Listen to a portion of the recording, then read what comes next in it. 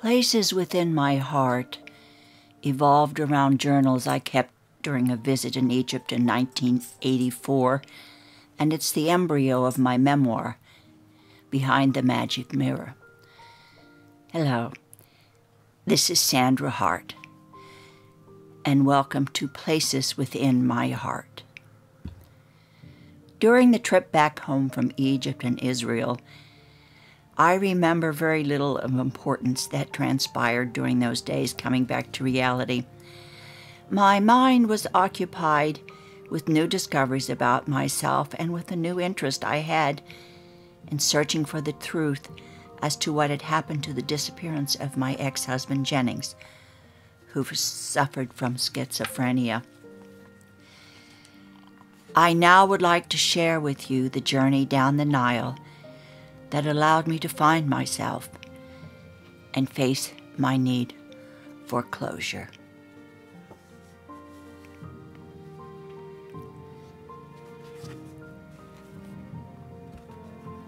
For those of you that have read my memoir, you are familiar with my story of life up to and until the year 2002. I grew up in Steubenville, a gloomy Ohio Valley steel town on the banks of the Ohio River, and as a young woman realized my dream of leaving the industrial grime and smoke that I grew to hate. I attended college away from home and was asked to audition for Bert Claster, the creator of the popular children's television show Romper Room, syndicated throughout the world. This occurrence changed my life forever, and I began on a whirlwind of life-changing events that caused me to eventually lead a double life. My public persona was that of a successful anchorwoman, but my private life was one of personal pain and constant terror. It took me years to realize that I had suppressed so much of the searing times with my schizophrenic ex-husband. It was not until my trip to Egypt that I was able to start mourning my past and to begin understanding that I had to have answers. This was the only way I could completely exorcise the demons in my past and have some type of closure.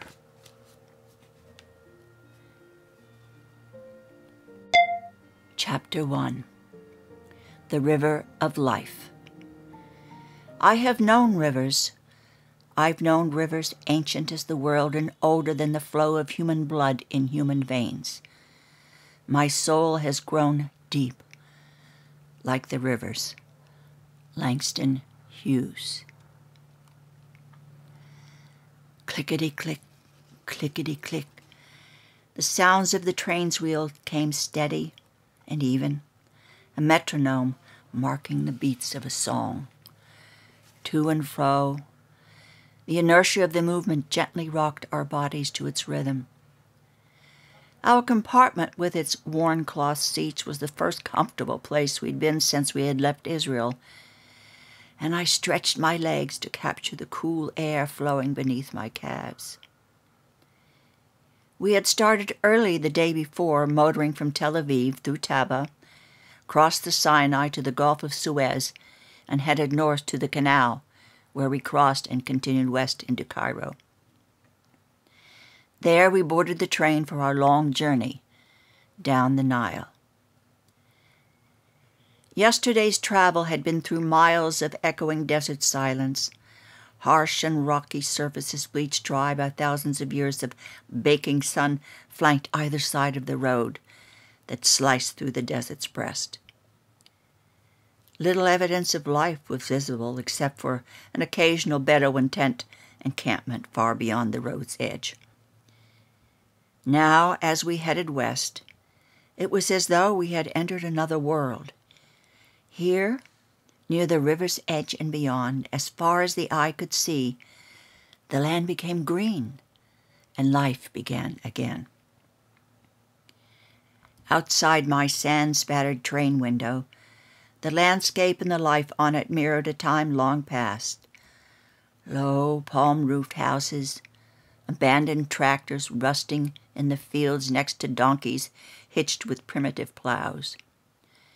Modern technology abandoned for more familiar methods of working the fertile soil along the river.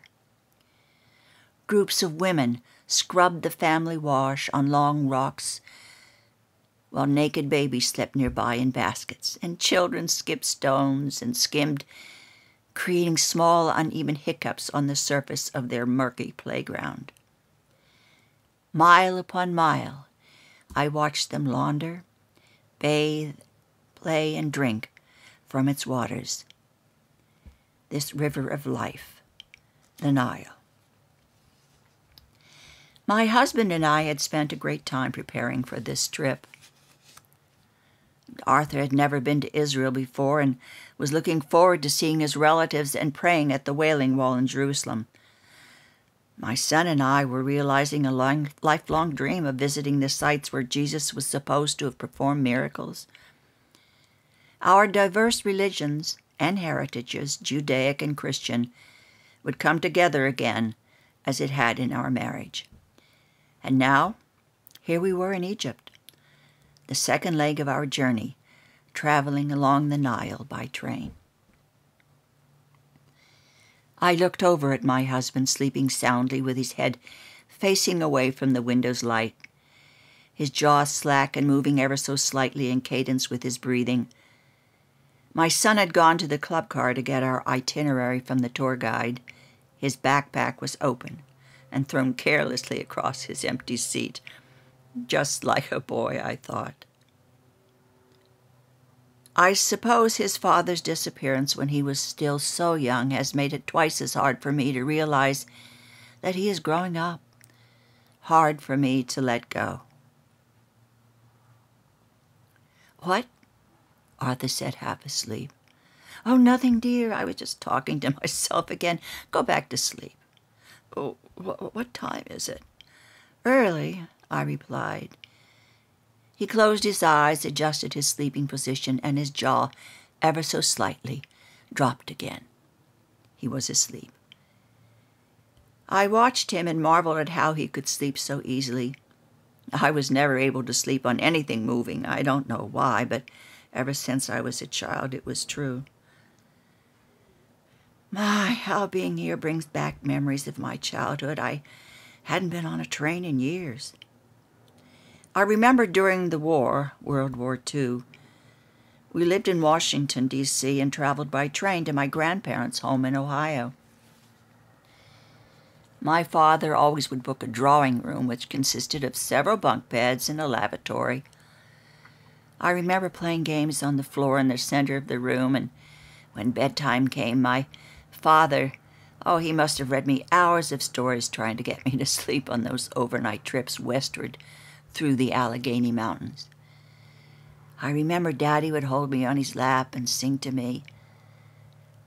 I remember resting my head on his shirt and hearing the deep resonance of his voice through his chest.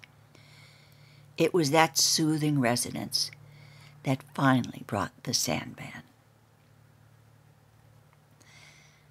I turned toward the window and the passing landscape along the Nile, wondering what powerful secrets and stories its waters held.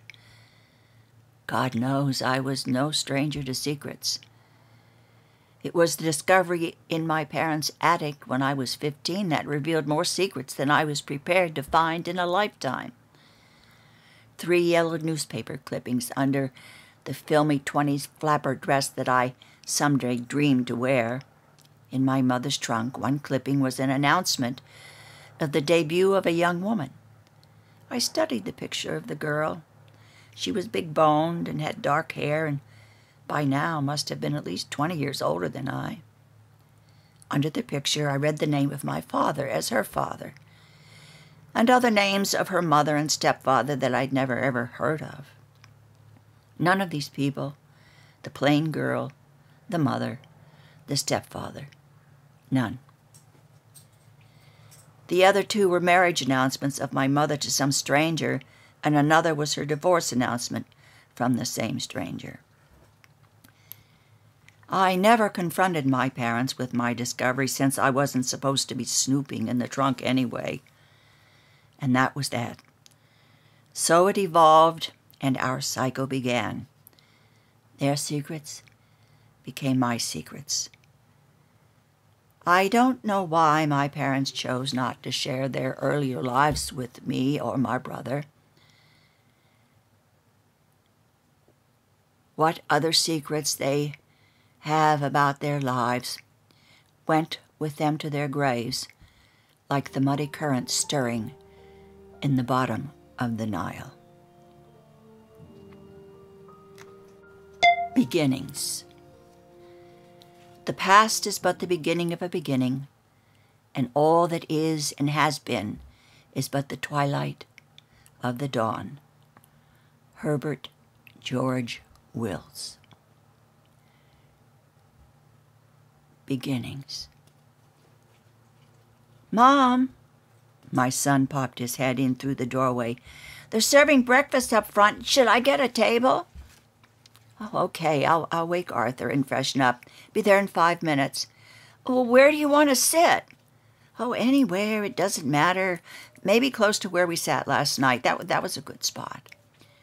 Okay, he replied and flashed a boyish grin my way before he closed the door. I splashed cold water on my face from the small basin in our compartment and ran a comb through my hair. A lipstick would have to wait, I thought. It's just too hot. It would have to do. Arthur, you'd better wake up. Breakfast.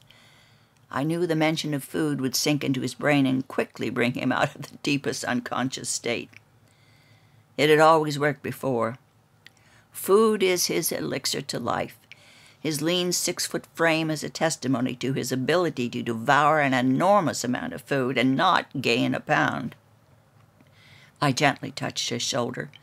He stirred and opened his eyes. Breakfast? Lee's holding a table for us in the dining car. He stretched and moved his hand to grasp mine, resting on his shoulder. I bent down and kissed his moist forehead. Get up, lover boy, let's eat. Oh, you're no fun anymore, he pouted. Oh, sorry, when I'm hungry, I just lose my head. My priorities get confused, and in case you've forgotten, I am hypoglycemic. Now get up, splash some water on your face, and put out your fire. We left our compartment and made our way down the train's narrow corridor, passing rows of numbered cabin doors until we reached the dining car. Relationships. Do they always evolve into something either so comfortable or uncomfortable that it becomes platonic? From the initial stages of passion to the point finally of where you know your partner's thoughts before they even speak. Not that it can be a bad thing for some. There is a certain comfort in knowing. But maybe marriage and living together kills the mystery. No surprises anymore. The way he squeezes the toothpaste, how he dominates the remote on the television and reads every label when shopping for food. Little things become big things. The dynamics change. The reality of what we now know about each other after all these years, the trying imperfections that become magnified, it's hard to light a match with that. I wondered if it happens to everyone. Arthur grew up in the poorest part of East Bronx in New York with an impoverished, frustrated religious mother and meek father who were immigrants. Screaming was the way things were handled in his household. He never had a toy, and play was a game of stickball in the streets, whoever could hit the ball past the sewers. On hot evenings, they took their blankets and pillows and slept in Crotona Park with hundreds of other sweltering people. During the leanest of times, he and his gentle father sold peanuts in that same park. I, on the other hand, came from an comfortable family whose ancestors set foot in America generations ago. My father started drinking heavily right after I was born, and except for a few fine pieces of furniture, We lost it all. We landed at my mother's parents' farm in Ohio with suitcases in hand after World War II. When Daddy came home full of whiskey, there was plenty of screaming in my house, too. He stopped drinking when I was about 12, but the footprints were already deeply imprinted on my sensitive soul. Our breakfast coffee was served in small cups, but the size and the intensity was deceiving. The thick, dark brew, stronger than espresso, at least for me, had to be weakened with lots of warm milk from the heavy metal creamer on the table. We ate from the basket and sorted biscuits and figs, the former leaving tiny crumbs around our plates. I resisted the urge to scoop them away in the cup of my hand, as I had so often done at our family table at home. Instead, I concentrated on the thick black brew dancing dangerously to the edge of my cup with each movement of the train, and I wondered whether it was wise to add any more milk to it. Well, gravity made up my mind for me. As the train lurched on, part of this syrupy liquid escaped over the lip of the cup and spilled onto the crisp white linen cloth that covered the table. A spreading muddy puddle impregnated the loose crumbs in its path and blew them up into the most moist bits of big dough. So much for aesthetics, I thought, as the coffee made a river of its own and slowly absorbed into the linen. The boys were in animated conversation, going over the maps of Luxor and the day's itinerary. I was thinking, I'm used to caring for myself. Arthur, too, was independent until late in life, so unfortunately for both of us, there will always be a part of each of us that we cannot share with anyone, not even each other. My mother would tell me stories of my running up onto the stage in the movies when I was a child. I would struggle free from her arms and run up the aisles just to be a part of that wonderful life that was on the screen. I thought, glancing over at Arthur, this is not the movies. I am what I am. You are what you are. And our life together is what it is. That script I cannot change. I cannot change the past for Arthur, for me, for my children. I wonder if they were given a chance to start over with someone else, if they would choose it, crawl back into the womb and arrive into a more perfect life. I quickly dismissed this bizarre thought as the train droned on toward our destination, and I watched the two men in my life plan our first day in Luxor. I will not mourn, although my heart is torn. O love forever lost, I will not mourn. Heinrich Heine. Luxor. In spite of the large fans circulating far above our heads on the ceiling, the lobby in our hotel at Luxor was only a few degrees cooler than the desert heat outside. As I looked around, I could not have been surprised to have seen Humphrey Bogart sitting at the bar, while the polished mahogany piano with yellowed ivories in the corner of the room twanged out soulful tunes. I was brought back to reality by the sight of a Numian porter, tall, dressed in a galabeah. His long, sinewy body moved gracefully toward us, and his face displayed no greeting until he reached us. "Bags, ma'am? How many?" Before we could reply, his strong arm scooped up our luggage. "Follow me. Nice room, end of hall, just right for you, ma'am." His head turned back our way, and he flashed a leathery grin as he darted away with us, double-stepping to keep up with his long-legged stride. "Oh, would I love to have him on our track team," Lee whispered as he jogged alongside of me.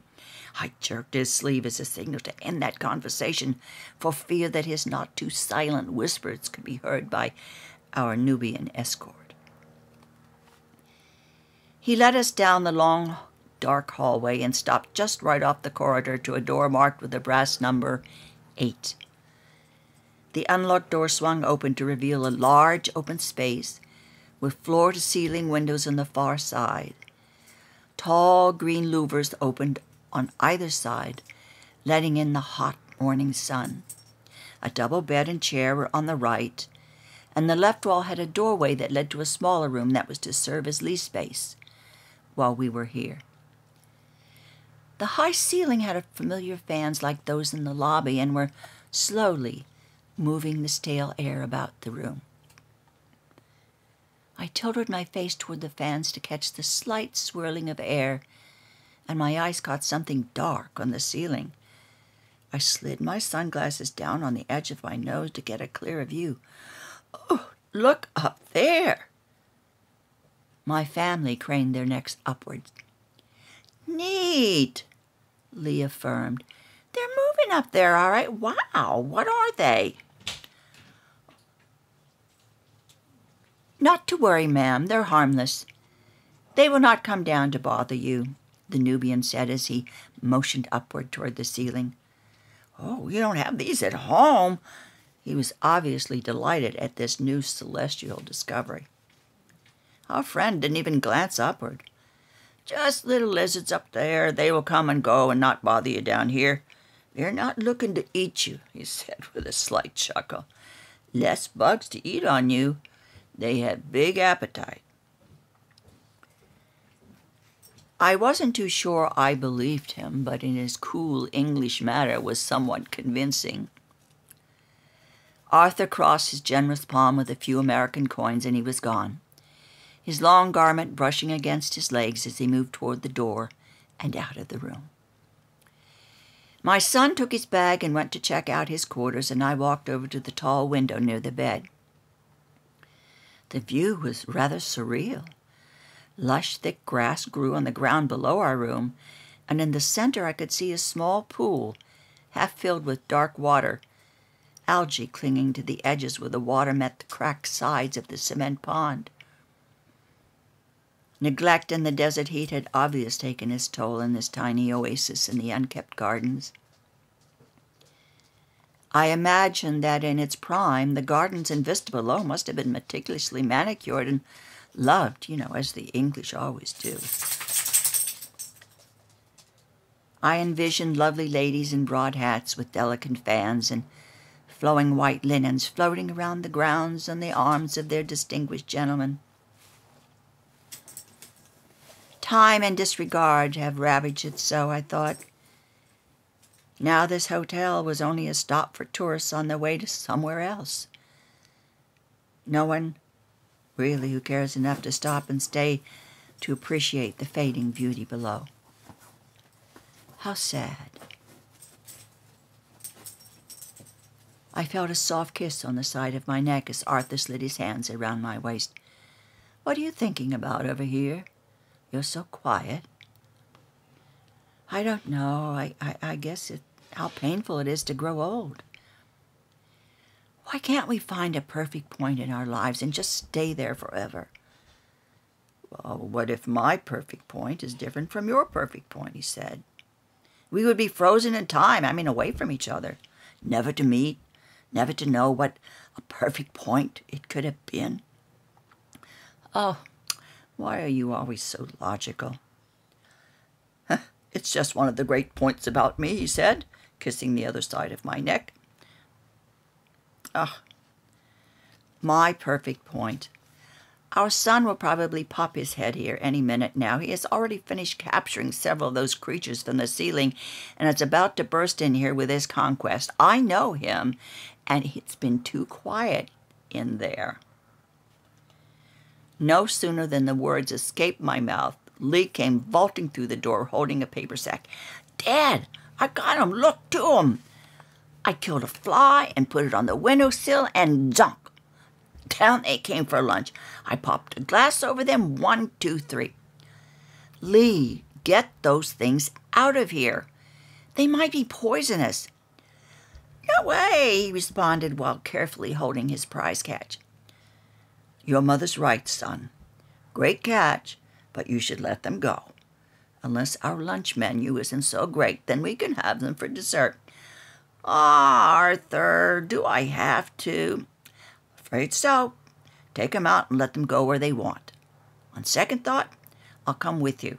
You're too pleased with yourself to be trusted, and we'll find a safe place for them in the garden. I walked back to the window after they left.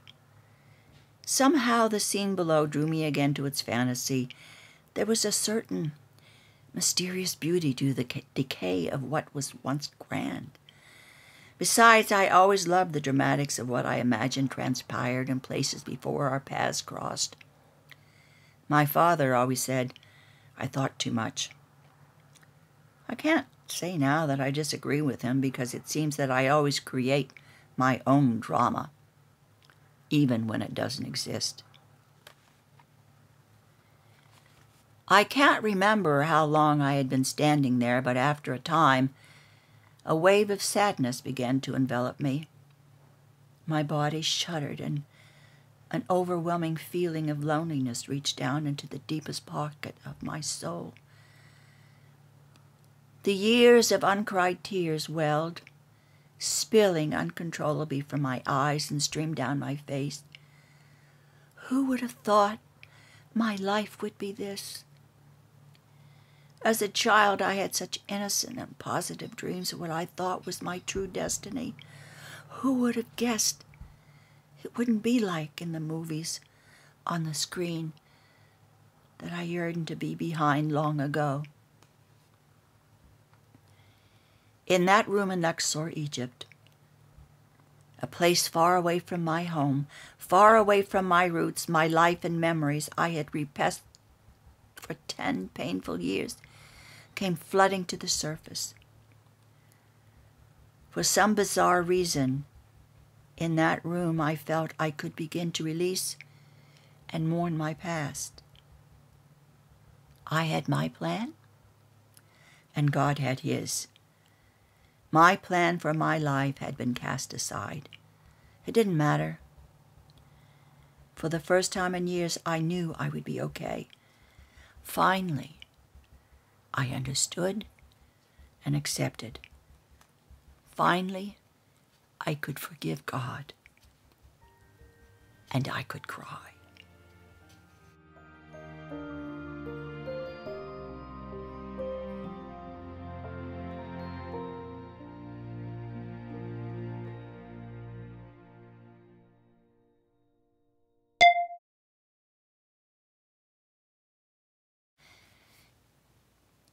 I returned and saw under the sun that the race is not to the swift, nor the battle to the strong, neither yet bread to the wise, not yet riches to the men of understanding, not yet favor to men of skill, but time and chance happened to them all. The Holy Bible, Song of Solomon. The encounter. Our driver headed along the dusty road toward Aswan. We had been on the road driving back to the hotel for just a short time, and I was fascinated by the colors of the houses in the Nubian village where we were traveling through. Some of the square mud houses were painted bright yellow with equally bright blue colors. Along the edges of the square houses in the front, where the walls joined together, white trim had been painted in a vertical line from the roof to the ground. Some of the windows also had been framed with paint in this fashion. Other homes had very gay childlike murals drawn in primary red and blue and white next to the door, and sometimes reaching to the white border at the edge of the front wall. Even the unpainted gray-brown mud houses had bright blue doors and the same white painted window trim. Old tractors sat untouched, and small piles of straw were all about the bleached earthen yards. There were no fences, just piles of stones now and then about 4 feet high to make short extensions that were attached to the houses. And donkeys everywhere. Usually where there was a donkey, I could also see a child, either riding barebacked or with a blanket saddle. Sometimes the donkey would be pulling a cart made of an old drum fitted with axle and wheels. Poverty and need create such genius, I thought. I guess we all do manage in our way. I wanted to be able to get a closer look at the children's faces, but they were too far away and just a part of the passing landscape. My thoughts were interrupted by the jerk and sputter of our bus. We realized that something definitely was wrong when our driver coaxed it slowly along the road with the engine hesitating in sputters. We heard the sound of steam escaping, and then it died. The driver opened the bus door and climbed out to investigate under the hood. "Don't get off the bus," he ordered, "and keep the windows closed for now." He assured us that he would have it going in minutes. Oh, well, we weren't so sure, but we were hoping. Yours to God's ears, I thought. With the windows up and the heat outside, I knew it was going to get hot in the bus very quickly. Arthur moved to the front to get a closer look at the situation, and I gazed out the window. I could see that by now the children knew we had stopped, and we were becoming the day's curiosity. Quickly, it looked as though I was going to get my wish after all. The little faces were coming closer in full view of the bus. They each had firm little bodies tanned by the sun. One boy had a strapped T-shirt and shorts on. Another wore a dusty galabia. All were in bare feet. They all came running toward us. Some came by donkey. All came in curious wonder. But the one I remember most was a young girl, I suppose about 8 years old. Her skin was the color of milk chocolate, and her face was round and sweet. She was dressed in a faded cotton long dress that was stretched above her muddy knees as she straddled the white donkey. Her garment was open at the neck and exposed the edge of a white undershirt underneath. Her dark, coarse hair was flying at all angles in the air, and she squinted up at me from her vantage point outside the bus. I looked down at her on her donkey that was loaded on each side with large earthen water pots. She was holding a big round can with Arabic script on it in yellow, white, and blue. Favorite Nubian colors, I noted. The top of the can was removed, and she clutched it securely at the rim. I wondered about its use as we gazed at each other. I from the security of the hot yellow bus, and she from the security of what she knew. This was her home, and whoever these strange faces were, we did not belong there. I couldn't help but smile to her from my window. She was sizing me up, I could tell. But she only continued to look at me with her serious dark brows knit together. The driver boarded the bus and turned the starter. It connected, and the roar of the engine garnered applause from its really anxious riders. I looked out to see if my little friend was still there. At least she isn't afraid to have gotten this close to us, I thought. I saw that she and her donkey had moved nearer. One more try as the bus started to move. I smiled again. Her little brown face broke into a slow grin, and I could see that she had accepted my trust and shared a wonder about the other with me. I gave a slight wave as we drove off and left her and the other children standing by the dusty road. That evening, as my son and I were sitting on the terrace at the old Cataract Hotel watching the sunset, showing only its golden crown as if it slowly slipped behind the hill across the Nile, I thought of that brave little child and hoped that Allah would allow her a good life.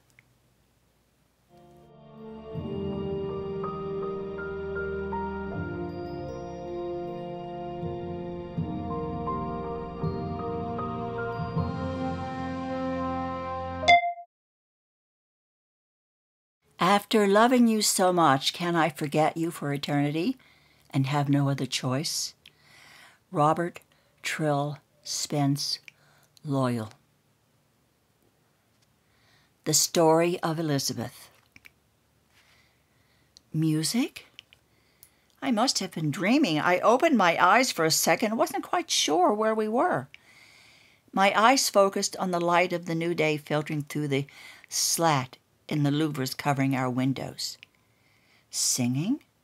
I heard it again, and it seemed to be coming from outside the window. I looked over at Arthur's sleeping form and quietly slipped from beneath the covers with my feet, searched around to connect with my slippers. Mission accomplished. I shuffled across the room and opened the shutters to investigate further the source of the sounds.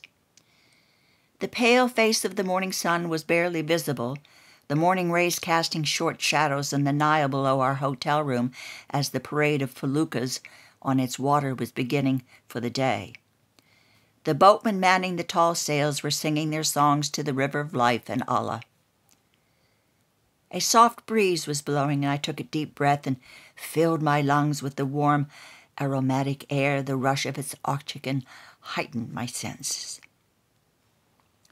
This country is so beautiful, I thought, as I watched the feluccas flit around below me like butterflies, trying to find the slightest whisper of wind to carry them along on their flight down the river. I felt myself changing during this trip. The experience in Luxor had changed something within me. I'm like a butterfly, too, I mused, a woman with many lives like the legs of a caterpillar, and in my prime imprisoned in a cocoon. I am now free to escape from my own self-spun analogous structure that I sealed tightly to protect me from harm. Emerge from my prison with the wings of freedom to carry me to places beyond my wildest dreams. Dart about the Nile, rest among the tall palms, and perhaps sit on Ramses' nose for a while. The thought of this preposterous fantasy made me giggle aloud, and I turned to see if I had awakened Arthur. Too much oxygen, I thought, as I slid back into bed and cuddled up next to my husband. I closed my eyes and took comfort in the peacefully sleeping form next to me and listened to the boatman's morning serenades below. Today we would be free to do what we wanted in Aswan, and we could sleep in for once. By 10, we were all up, had eaten breakfast, and were headed for a walk along the Corniche, where we'd be able to look across the Nile and at the dark cave-like holes that were really ancient tombs of Aswan's nobles.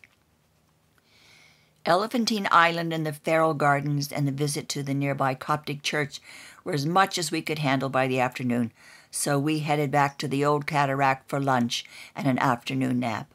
I set the alarm to waken us early enough so we could take our places on the balcony for another view of the sunset over the Nile with the feluccas and their boatmen playing. The cool of the evening could be reserved for a trip to the Sara el Souk, the main bazaar street of Aswan, and they say the best bazaar outside of Cairo. We had not seen too much of Cairo yet. That would be covered in the last leg of our journey, so we couldn't compare, but we truly had a great time wandering through the bazaar and sampling its wares. Arthur and I had galabeas made for us with our cartouches on them. We would have time in the morning to pick them up before we boarded the train to go back up the Nile to Cairo. Lee bought an Arabian head covering, and we sampled some freshly baked flatbread, so warm and flavorful that it tasted like none other I have had since. The market was lively and crowded that night, and we walked along the bazaar in wonder of all the energy of trade flowing along the streets. The next morning we all awoke early to the felucca chorus, had breakfast, and headed back to the bazaar to pick up our galabeas that were promised to be made to order for us overnight. We turned right from the main street and walked along the bazaar. How different everything looked in the light of day. The night before, the narrow streets were filled with people, either buying or selling their wares. The mood was one that reminded me of what ancient times a typical marketplace must have been, full of life and the excitement that the matching of wits between the buyer and seller brings, each wanting to leave with the best price and the sense of victory that comes with it. It was early and many of the shops were yet to open, and we hoped that we had not misunderstood our merchant, that our purchases would be ready by morning. In the daylight we had a little difficulty finding the narrow winding street that led us to the small stall shop that only had room enough for 2 old sewing machines and the occupants, 2 elderly men dressed in native pheasant clothing, their dark skin weathered by age and the dry desert. They both smiled and waved us to their shop and displayed for our approval the galabeas we had ordered. They motioned for me to feel the cloth from which they were made. I took the edge of the one garment and felt the softness of the fine Egyptian cotton. I smiled and indicated my approval. The rituals of a satisfactory exchange being completed, we quickly walked back to the hotel to make ready for our journey up the Nile to Cairo. What a wonderful stay it had been here, I thought, as the train slowly moved from the station toward our destination. Having spent time absorbing the culture of this country, perhaps the clarity and meaning for me heightened, traveling up the river as it flows along in the opposite direction. It's tragic to be poor in any country, yet here the schisms between the classes have been deeply etched for thousands of years. I could see little chance of anyone escaping the lot of the draw, unto whom you were born. That is where you will be in this life. My dreams for the brave little Nubian girl I viewed from the bus would in all reality be just that, only dreams. Once again, I watched the landscape from my window, focusing on each image, trying to imprint them in my mind forever. I didn't want to forget the things I had learned here, the emotions that I had felt. The centuries of living along these waters added spiritual richness to the land and its people. I gazed intently at each passing scene, then slowly fell into a deep sleep as the train moved along, something I'd never before been able to do in all of my entire life.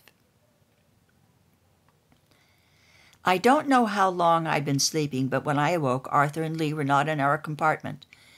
I looked at my watch, 4 o'clock. Well, it couldn't be. How could I have slept so long? I spotted a note on the seat opposite me. We're in the club car. 3:30. Arthur. I got up and freshened my face and tied back my unruly hair. I still felt a little groggy. The thought of a strong cup of French coffee really appealed to me, so I forced myself to make my way to where the boys were in the club car. I needed to inject my body with a little caffeine.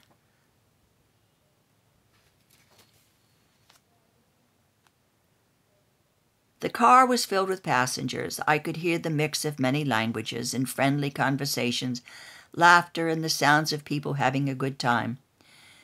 Through the thick smoke, I could see in the far corner a group of people singing and a man playing a concertina.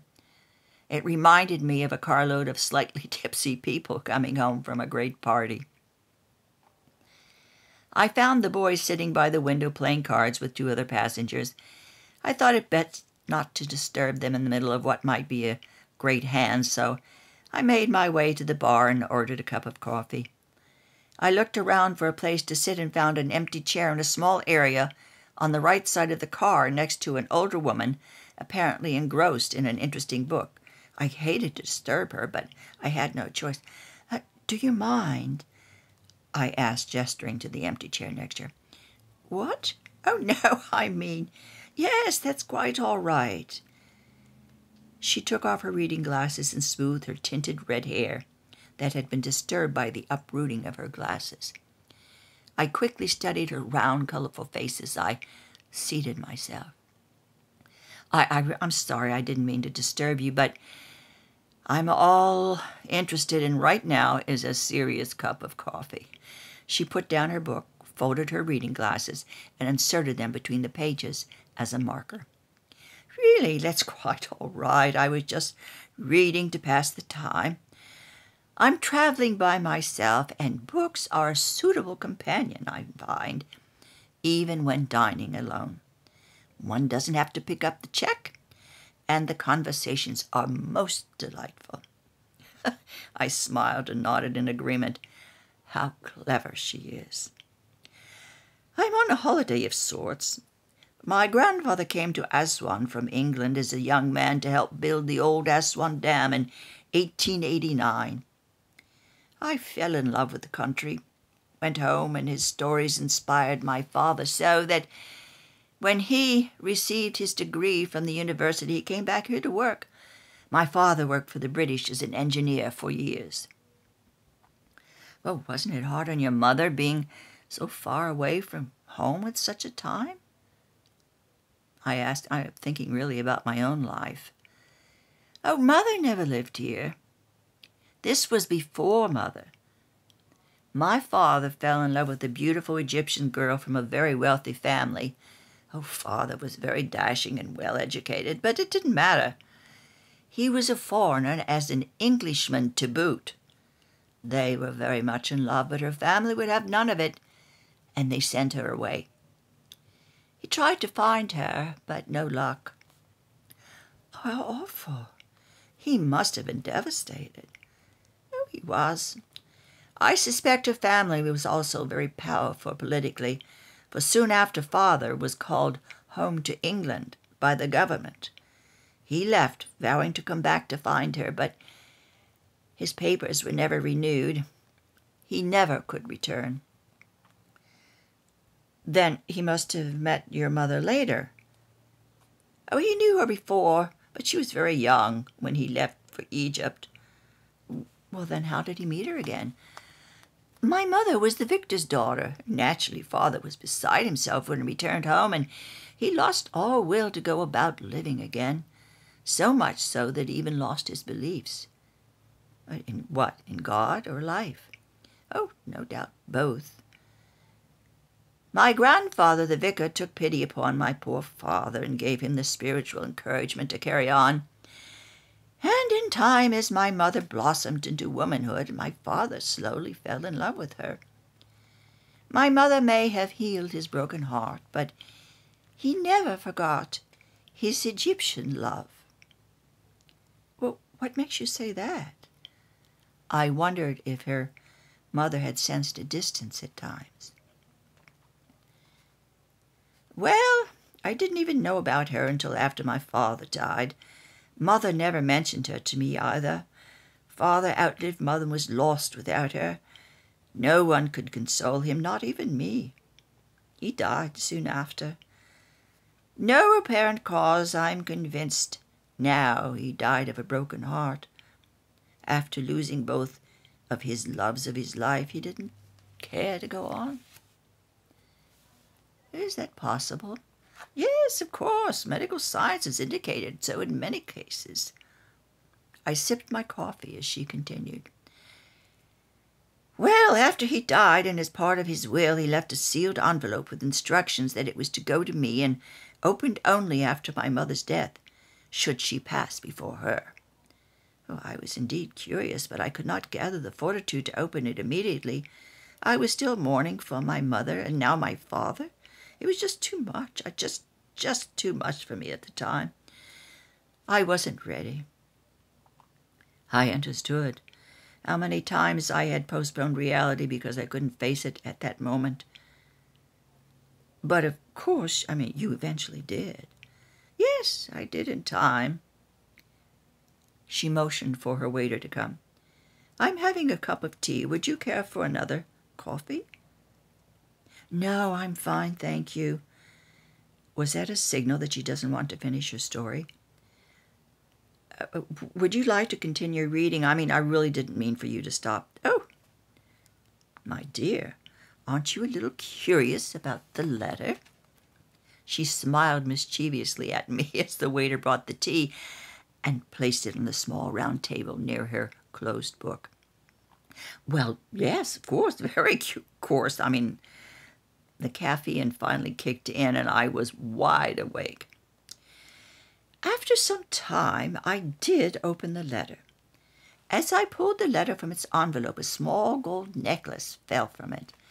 I recognized right away it was a cartouche, but I didn't know the name. In the letter itself, my father related his story about the Egyptian girl and told me that the necklace belonged to her.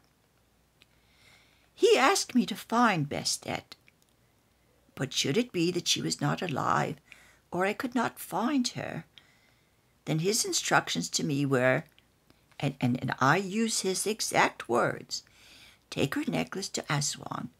At the sound of the felucca in the middle of the Nile, give it its freedom.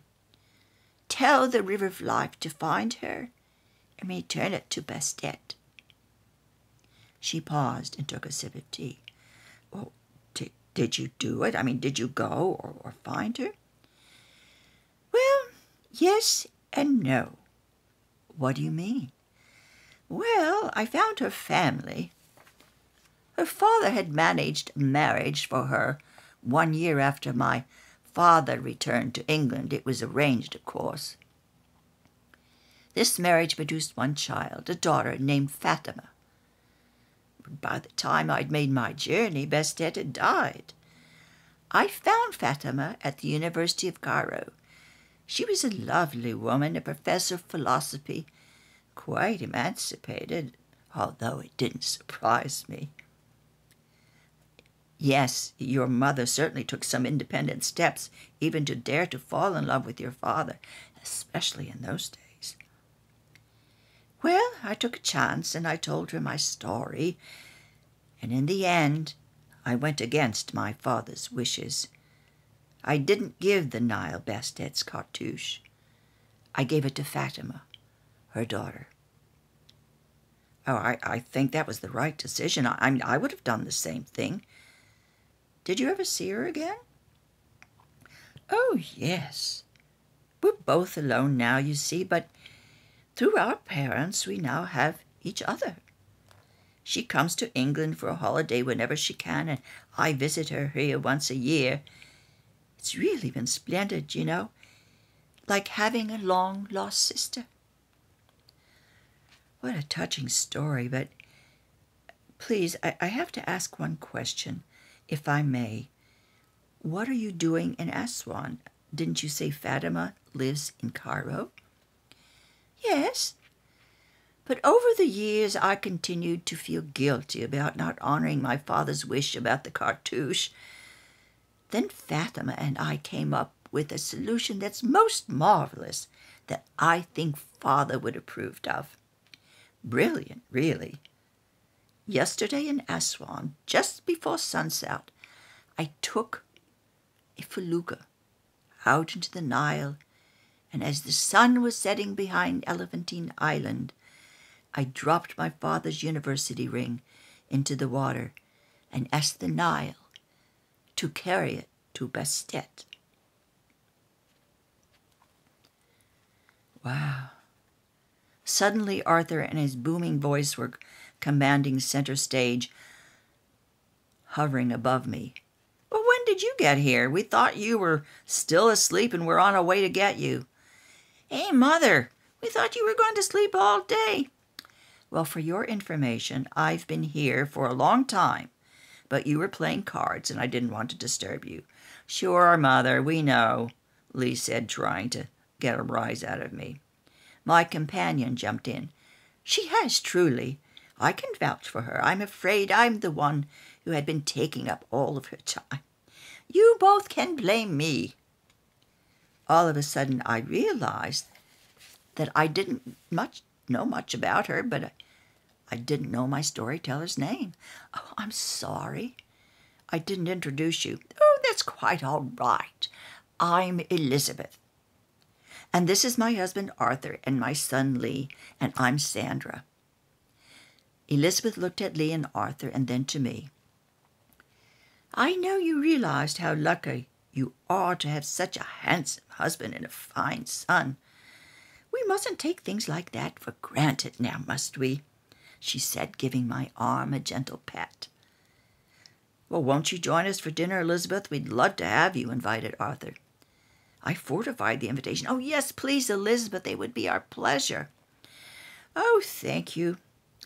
You are most kind, but I have had a rather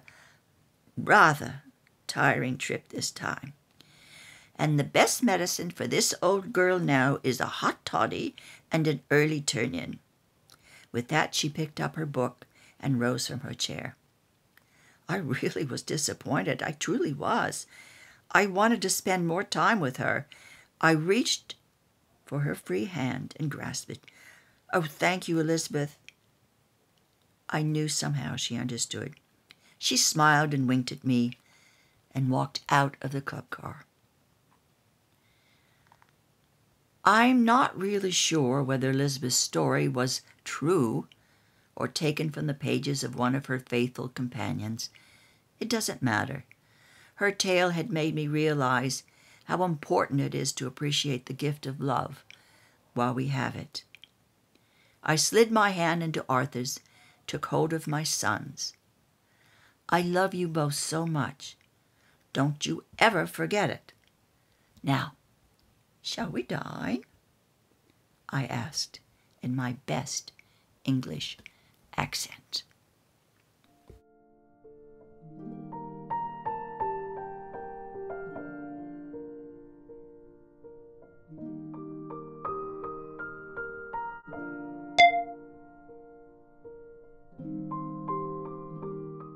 My eyes moved about the room. I noticed a man dressed in white Arabian garments with a black cord securing his headdress standing near the couch in the center of the lobby. Behind him stood 4 Arabic women of various ages. They all were dressed finely, and I thought them to be his family, either wives or combination of wives and daughters. Their faces were veiled, and only their dark eyes were visible to those who dared look at them. I wanted to catch a full glimpse of their eyes, hoping to connect somehow, just for a moment. But their glances were only for each other. Sisterhood.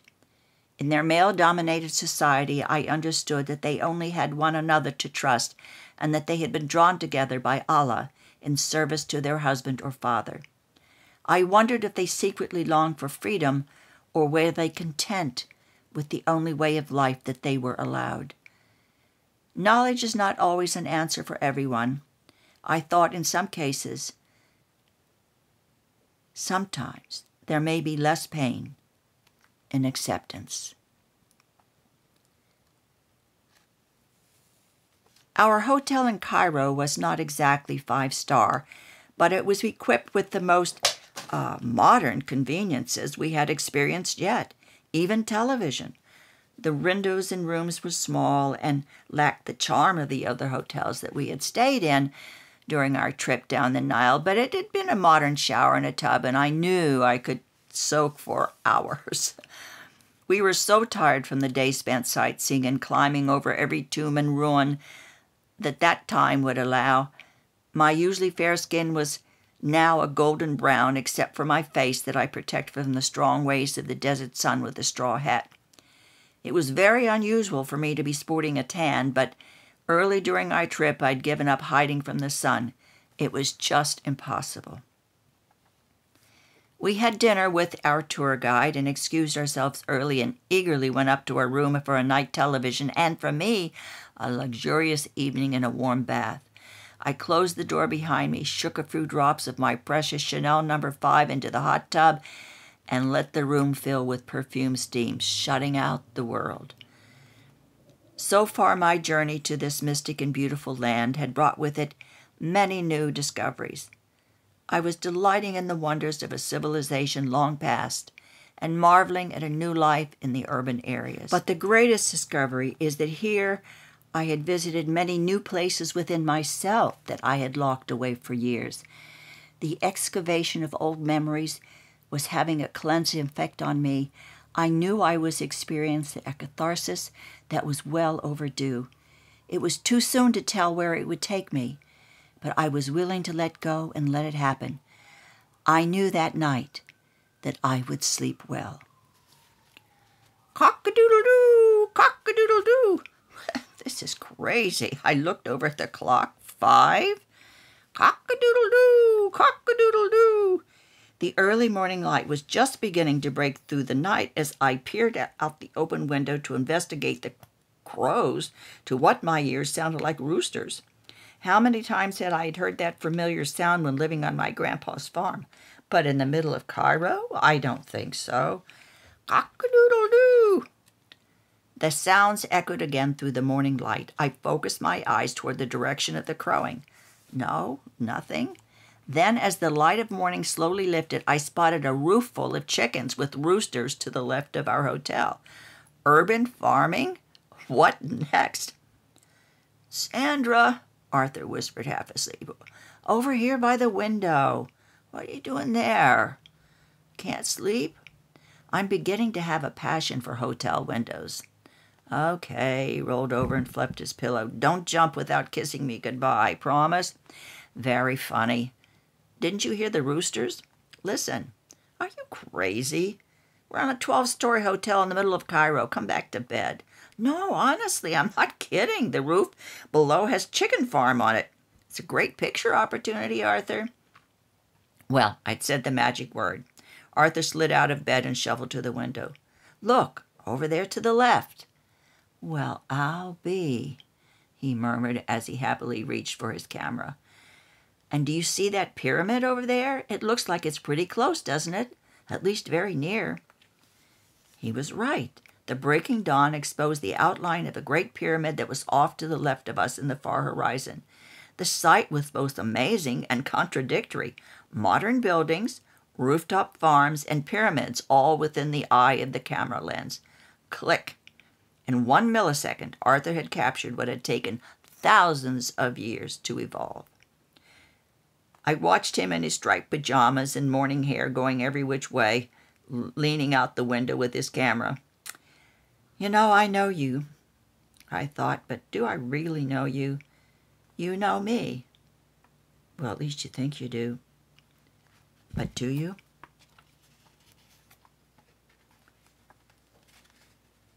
After an early breakfast, we headed for the bus again to drive along the road from our hotel in downtown Cairo to the suburb of Giza. Then to the Great Plateau to visit the pyramids, Cheops, the largest of the 3 remaining Giza pyramids and the ones that we saw from the hotel window. It's estimated that this group of pyramids were built between 26,000 BC and 2525 BC, and that they were constructed so that they would be in direct alignment with the North Star. That's only one of the many opinions, of course. The mystery of the Great Pyramids at Giza have been given speculation from the authorities over the years and conflicting opinions as to how and why they were so constructed. The skies held great importance in the ancient times, both mystical and practical for the Egyptians. The stars were important for the sea and land travel and also held power of the gods.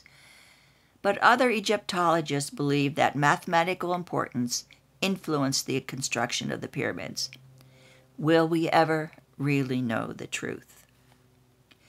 Around 3100 BC, both the upper and lower regions of Egypt were united under the rule of Menes, who established the first dynasty. He made Memphis the seat of his rule. Menes was the creator of the step pyramid, a succession of tombs, one on top of the other, the smaller ones on top, creating a triangular-shaped structure, and all of the pyramids that housed the tombs of the dead pharaohs were made to last for more than their earthly lifetime. Therefore, they were built of blocks of limestone and encased with polished stone on each of the exterior 3 walls. Very unlike the mud houses we'd seen along the Nile and through the desert that were meant to last an earthly lifetime. Oham explained to us that the ancient homes built for the living were built only for the time span of life as it is here on earth. Therefore, they were made of mud bricks. Death was more eternal, so the pyramids were made of limestone blocks to ensure the longevity of the protection of the tombs. The pyramids were to house not only the eternal, but the spiritual lives of the pharaohs. As I looked up in awe at the enormous size of the pyramid Cheops, I wondered if the secrets of this grand monument would ever be authenticated or even agreed upon. The area around the base of the pyramids was quite crowded with a mixture of tourists with their cameras and camels with their drivers. The eclectic sights were quite entertaining to my husband and I, and Ali, as usual, provided Arthur with great subject matter for his lens. "Want to ride a camel around the pyramids?" he shouted from his photo opportunity spot near the base of the Cheops. "Who, me? You gotta be kidding," I said, pulling my hat further down on my head to keep out of the sun. "That is one experience I will never regret missing." "Oh, come on, be a sport. The driver holds the reins. You won't get hurt." I pinched my nose with my fingers. Arthur, have you ever smelled those things?"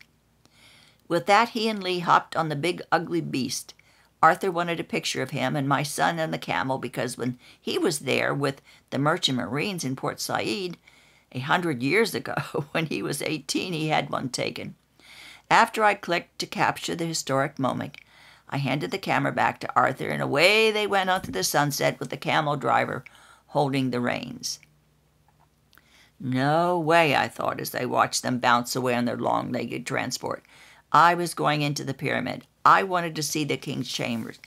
I would meet them near the Sphinx afterwards. Little did I know then, but I snapped the now famous picture of Arthur and Lee astride on a camel in front of the famous Cheops that sits on his dresser next to the Port Said shot. I quickly walked away toward the pyramid to begin my way into the belly of the ancient beast. This was one skillfully and firmly rooted in the desert for thousands of years. As I entered through the narrow doorway to the pyramid, I felt like Alice stepping through the keyhole into Wonderland. The bright sunlight disappeared as we stepped through the narrow opening and into eternal darkness. Dim lights strung along the way above our heads guided our steps up the long ascending corridor that was to lead us to the king's chambers. The air was stale, and I found myself taking shallow breaths to avoid filling my lungs with the unpleasant substance. As we climbed further into the dark mass, the passageway became frighteningly low and narrow as I struggled as I fought off claustrophobia. My heart began to pump harder as the space before, behind, below, and above me became more constricted. My feet searched to find safe footing on the chicken ramps beneath me. The narrow slats horizontally nailed to the long boards were worn with use and made it difficult to be sure of my footing. The ascent became steeper, and I worked hard to focus against panic. Surely we were almost there. The lower I had to bend and the steeper I had to climb, I made the choice of a camel ride instead of this. Perhaps better and better. Finally, a small opening ahead appeared, and one by one we slipped through the doorway, and one by one stretched our bodies back into a standing position. I looked around the room. It was a plain square space except for an open sarcophagus that was also empty. Nothing. Just an empty room with nothing written on the walls, no story to tell us about this King Cheops. Nothing.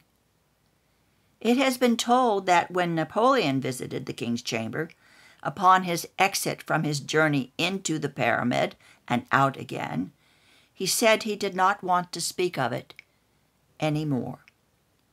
It's my theory that he either was humbled by an attack of claustrophobia or else he had the same reaction as I. Is that all there is? Of course, had the Tomb Raiders not gotten there before us, it would have been another story. I found Lee and Arthur at the Sphinx, both of them still smelling a bit like camel, and I tried to stay upwind, but it was rather hopeless. There was only a slight movement of air in the desert afternoon heat, so there was little I could do other than walk in front of them to keep away from the camel odor. The Sphinx was much smaller than we had expected. Somehow I had envisioned this great Cleopatra-like edifice without beard to be much larger than it actually is. The beard, we're told, was now in the British Museum. Its nose was also missing, thanks to the 14th century Turks who supposedly used it for target practice and in the process had obliterated its nose. Boys will be boys. Nothing ever changes, does it? I looked at the scarred, eroded face in this famous monument. It could be restored. That kind of damage can be fixed. No psychological elements to deal with. Emotional healing, on the other hand, has its slow process. No quick fix for that. Slap on some glue and paint and you'll be just fine. If only it were that easy. I began thinking of my children, I guess all children, and how, like the Sphinx, anchored in a bed of limestone, the bulk of their growth is rooted deeply into the lives of their parents as it unfolds, and they are captive to the events surrounding them. They have no choice. That's the saddest part. Each generation brings their own load to the lives of their children.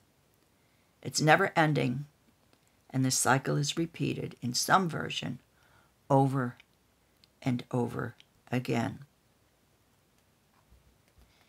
It has always been amazing to me that the longer I live, the more I realize that although time passes, much stays the same. There really is nothing new under the sun, just new twists now and then. Fashions come and go. If you save something long enough, it's sure to return to be in style again. Maybe in a different color spectrum or with a slightly different sleeve, but guaranteed it will return with a twist. War is here to stay. It doesn't matter where you live in the world, in your country, in your town, or with your next-door neighbor. There will always be conflict as long as we like the power of owning things, want boundaries, and we are passionate about personal beliefs. Oh, there will be peace too. Without war you can't have peace. So there is a guarantee that peace is here to stay, now and then. First over there, then over here, and then the cycle will repeat itself. Guaranteed. There will always be a new wonder of the world, only different size or location. Where it's built, people will come to see and to wonder at its greatness. And as long as there is life on this planet, there will be a God of some sort, an afterlife of some kind, and an eternal reward we can look forward to. If we live long enough, we will see that cycle repeat itself, life and death of all things, over and over again. Like the mud walls in the basement of my parents' old house that was part of the John Brown's Underground Railway during the American Civil War, it has been life and death, repeat itself many times. This Sphinx, too, would have much to say of what it has seen if it could, and perhaps some four-letter words for the Turks who messed with his nose. I knew that we would be leaving Cairo in 2 days, and the great sadness fell upon me. I wanted to go home, but also part of me wanted to stay. I had found so much about myself here and had been able to release and begin to deal with memories that had long been buried deep within me. The spiritual beauty of this land had allowed me to open memories that I had been locked away for so many years.